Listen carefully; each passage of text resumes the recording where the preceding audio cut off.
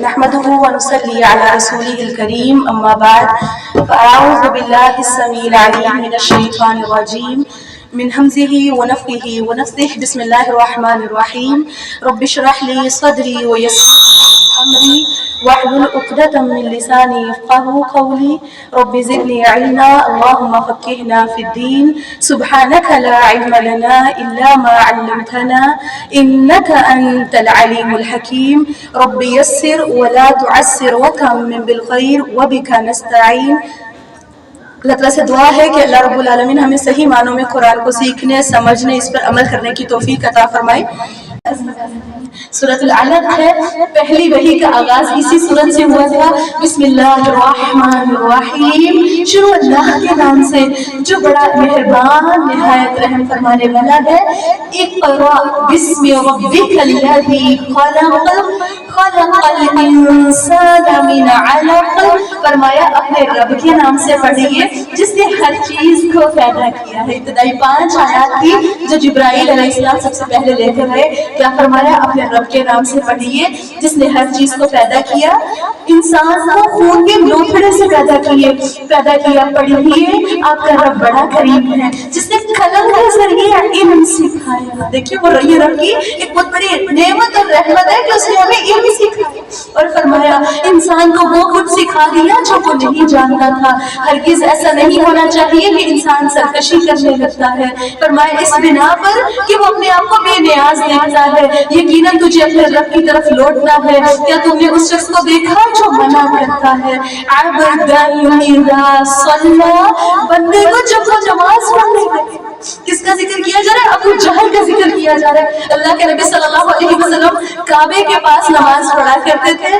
یہ شخص کبھی اونٹ کی اوجری لا کے اللہ کے نبی کے اوپر رکھ دیا کرتا تھا، کبھی یہ پتھر لے کر آتا تھا کہ میں اللہ کے نبی صلی اللہ علیہ وسلم کا سر کچا دوں گا. ملتا ہے کہ ایک دفعہ یہ باقی سب کے سامنے اٹھ کے گیا اور کہنے لگا کہ میں نے دیکھا ہے کہ اللہ کے نبی صلی اللہ علیہ وسلم کعبہ کی دیوار کے پاس اپنی پیشانی کو زمین پر رکھتے ہیں. قسم کھا کر کہتا میں جا کے اللہ کے نبی کا چہرہ زمین پر رگڑ کے اللہ کے نبی کو اذیت دینے کی خاطر یہ اٹھ کے گیا ہے. ابھی یہ آگے نہیں بڑھا تھا. اللہ کے نبی صلی اللہ علیہ وسلم سے کافی دور تھا کہ پیچھے ہٹنا شروع ہو گیا.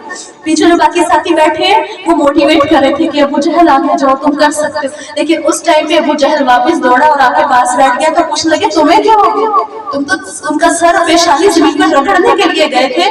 تو کہنے لگا ابو جہل کہ میں نے آگ کی ایسی خندق دیکھی ہے. میں نے دیکھا میرے اور ان کے درمیان تو ایک خوفناک آگ ہے. اگر میں آگے جاتا تو فرشتہ تو میرے جسم کا ایک حصہ نوچے.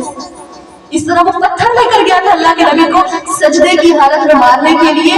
کہتا ہے کہ میں نے ایک ایسا اونٹ دیکھا ہے جو مجھے ایسا لگا تھا کہ میرا سر پکڑ کے نوچ لگا، اتنا خوفناک ہوا. اور اللہ تعالیٰ نے فرمایا ذرا سوچو جس کو تم کعبہ کے پاس نماز پڑھنے سے روک رہے ہو، اگر وہ بندہ سیدھے راستے پر ہو یا نافرمانی سے بچنے کا حکم دیتا ہو، ذرا سوچو وہ منع کرنے والا اگر حق کو جھٹلاتا اور وہ موڑتا ہو تو کیا وہ یہ نہیں جانتا کہ اللہ دیکھ رہا ہے؟ ہرگز ایسا نہیں ہونا چاہیے. اللہ تعالیٰ نے فرمایا کلا لئن لم ينتهِ لنسفعا بالناصیہ، فرمایا اگر وہ باز نہ آیا تو ہم اس کی پیشانی کی بان پکڑ کر اسے گھسیٹیں گے. وہ پیشانی جو جھوٹی اور خطا کار ہے.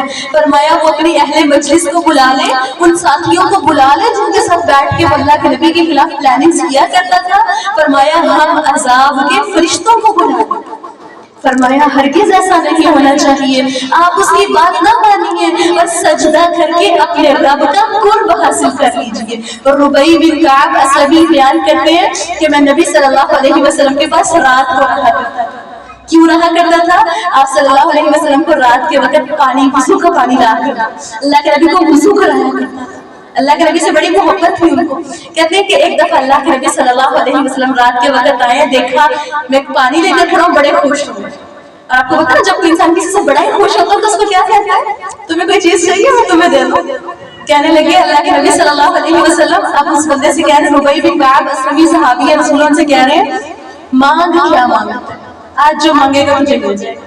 میں نے عرض کیا آپ لوگ کیا سوچیے اگر آپ کو کوئی یہ بات کہے کہ مانگو کیا مانگو، اگر آپ کو پتا ہو کہ بندہ بہت آگے گا آپ کو ہر چیز دے سکتے ہیں، آپ لسٹ بنانا شروع کریں گے. اتنے پیسے چاہیے، اتنی یہ چیزیں چاہیے اور وہ چیزیں چاہیے، یہ کہہ سکتی ہوں اس میں سے کوئی چیز مل جائے گی. تو صحابی کیا کہنے لگے، اللہ کے نبی صلی اللہ علیہ وسلم جنت میں آپ کی رفاقت چاہتا ہوں، مجھے تو جنت میں آپ کا ساتھ چاہیے. تو اللہ کے نبی صلی اللہ علیہ وسلم نے پوچھا کچھ اور بھی، کچھ اور چاہیے؟ میں نے عرض کیا، کہتے ہیں بس صرف یہ ایک چیز چاہتا ہوں. آپ صلی اللہ علیہ وسلم نے فرمایا اچھا پھر ایسے کرو، کثرت سجود کو اپنے اوپر لازم کر لو، اس طرح میری مدد کرو. یعنی تم چاہتے ہو کہ جنت میں تمہیں میرا ساتھ ملے تو پھر کثرت سے سجدے کیا کرو. اور کثرت سے سجدے کا تو دیکھیں ایک رکعت میں 2 سجدے کرتے، مطلب کیا کثرت سے نوافل پڑھو، تمہیں اللہ کا قرب ملے گا اور تم میرے ساتھ جنت میں. آج ہمیں بھی اللہ کے نبی کا قرب چاہیے، آج ہمیں بھی جنت میں اللہ کے نبی صلی اللہ علیہ وسلم کا ساتھ چاہیے، تو ہمیں فرائض کے ساتھ نوافل کو بھی ادا کرنا.